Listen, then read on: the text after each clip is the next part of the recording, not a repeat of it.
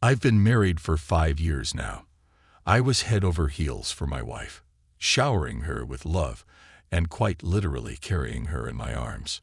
I was always there for her, striving to be the rock she could lean on, the kind of husband anyone would want. I was proud of our family and felt confident that everything between us was just perfect. And then I found out about her affair, down to every painful, explicit detail. It felt like I'd been nurturing a viper at my chest. What came next was beyond anything my darkest thoughts could have conjured about betrayal. I stumbled upon something in my wife's laptop that made me feel like my hair stood up in places I didn't even know hair grew. Turns out, it wasn't a one-time thing. She had cheated on me more than once. Let me take it from the top. Harper, that's my wife's name. I've known her practically since we were kids. We both had rough childhoods. My dad killed my mom, then set himself and our house on fire. Harper's dad was never around, and her mom passed away when she was young. She was the closest person to me, my anchor. When she ended up in an orphanage, I made a vow to find her one day and never let her go. Years went by. I worked hard, saved up some money, and partnered with a friend to build the business we'd always dreamed of. We opened a design studio. Business was booming. We had more clients than we could handle, but not a day passed when I didn't think of Harper. I searched for her without success, until one day, by sheer luck, I bumped into her at a cafe in another city. That was, without a doubt, the best day of my life. I couldn't have been happier. We laughed, reminisced about our childhood, and soon after, we got married. Harper already had a 3-year-old daughter, but I welcomed her like my own, showering her with love and gifts. Harper worked as a fitness trainer, often visiting clients in their homes. It never crossed my mind that she could be unfaithful. I remembered her as the honest, sincere girl from our childhood, and I didn't doubt her loyalty for a second back then. And then one day, Harper vanished. I started by calling her friends, then her workplace. I even tracked down the numbers of her clients, but there was no sign of her anywhere. I contacted the police, but they told me it was too soon to panic.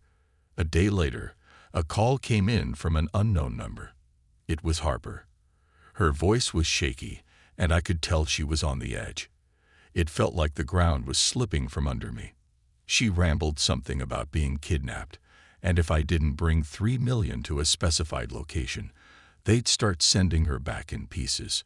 I'd never felt such a chill down my spine. The woman I loved was in danger, and I was powerless to protect her.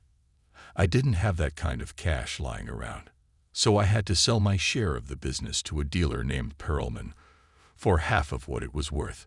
I borrowed more from friends, drained every account I had.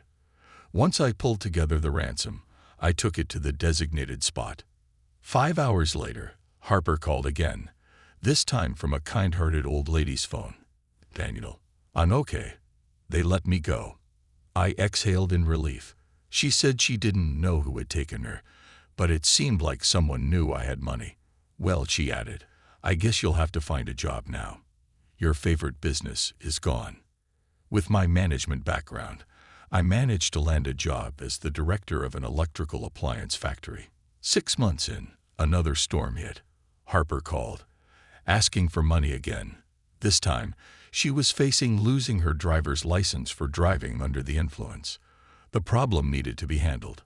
I was already swamped with debt. But what could I do? Let my wife lose her license. I borrowed more and handed over the money. When I asked what had happened, Harper mumbled something about celebrating with friends at a work party. One of them got sick, and she was taking her to the hospital when they were stopped by the police. It sounded like a sad, messy situation, but I couldn't shake the feeling that her version didn't add up. My wife was smarter than that, or so I thought. Still, life's complicated. I spoke to her, tried to encourage her to think things through more carefully. She seemed to get it. Then I stumbled upon another unpleasant truth about her. I was on vacation with a friend's husband when he mentioned that the hospital incident Harper told me about had never happened in his wife's life. It hit me hard. I began to question everything. What did I even know about my wife? Could she be hiding a lover? And here I was, oblivious, wearing horns everyone else could see. I discreetly installed a tracking app on her phone, and one day I saw she was way out of town on the map. I called her, and she claimed she was just running late at her fitness club. And then it hit me. She was lying to my face without even flinching. I packed my things and drove straight to where the map pointed. It was some tiny village with only 3 houses at the location, and just one had lights on. I approached and listened. There were unmistakable sounds of moaning. Something inside me snapped. This wasn't some workout session. I knew those sounds. They were Harper's. I almost burst in, but something stopped me. I decided to wait it out. I lit a cigarette, my hand shaking as I tried to figure out how not to make things worse. I stood under a tree, replaying every moment of our life together in my mind, trying to understand where I went wrong. What was I not giving her? I'd done so much for her, and this was her way of thanking me. An hour later, they finally came out, my wife, flushed, and as satisfied as a well-fed cat, and this guy, looking pale as a sheet. And I wondered, what did she see in him? Was he some kind of sex god? I stepped out from behind the tree. "Have a good time?" I asked.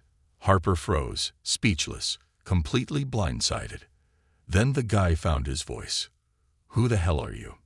His tone hit me just right, and without a second thought, I clocked him in the jaw, following up with a couple more hits to his body. He crumpled. Harper started trembling, probably thinking she'd be next. But no, I don't hit women. I wasn't raised that way. I expected anything. Maybe some words of remorse, an apology, or even an admission that she'd been swept away by some momentary lapse of judgment. You know, some kind of safe words to cool the storm that was raging inside me. But what I got was a flood of negativity so overwhelming it's hard to describe. She tore me apart. I learned things about myself I never even imagined. Her response was pure denial, an impenetrable wall of blaming me for everything. According to her, this whole mess was my fault. Not a shred of regret, just wave after wave of insults that shredded my self-worth. That's when I realized the gap between us was too wide, too deep to bridge. I didn't have the strength left to fight it. So I just said, "Have your mom come pick up your stuff. I don't want to see you again," and walked away. We got divorced, and of course, she walked away with half the property. If I had my way, I wouldn't have given her a dime.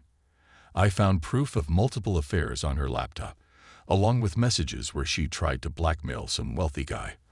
I'm pretty sure that guy was the one who'd kidnapped her. It crushed me to think how blindly I had trusted her. I hadn't even doubted her for a second. That realization gutted me. I had worked so hard for her, and I sold my dream business to save her. And I plunged into a deep, dark depression. It got so bad that I had to turn to antidepressants just to get through the day.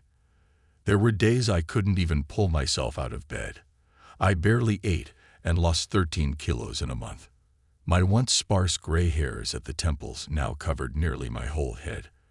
And all of this played out against the backdrop of constant negativity from my ex, who never missed a chance to blame me for everything.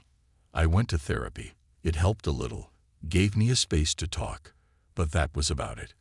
The antidepressants led to other health problems, so I switched to antipsychotics. Meanwhile, Harper kept calling me, always trying to squeeze something out of me, and she was great at dragging me down even further. Sometimes I even found myself trying to justify her actions, sympathizing with her while growing more disgusted with myself. The pills helped me stay calm, but they couldn't bring back the joy I had once felt. Every day seemed like a repeat of the last, monotonous and devoid of color. I felt like I was stuck in a never-ending loop. At work, they started dropping hints that it was time for me to end my extended leave, and the mere thought of it made me feel like I'd rather disappear. It's been 6 months now, and I'm just beginning to claw my way out of this deep pit. I've come to a hard conclusion. There's no such thing as a truly faithful wife. It's all a matter of time and circumstance before you find out about your partner's betrayal. Sooner or later, the truth always comes out.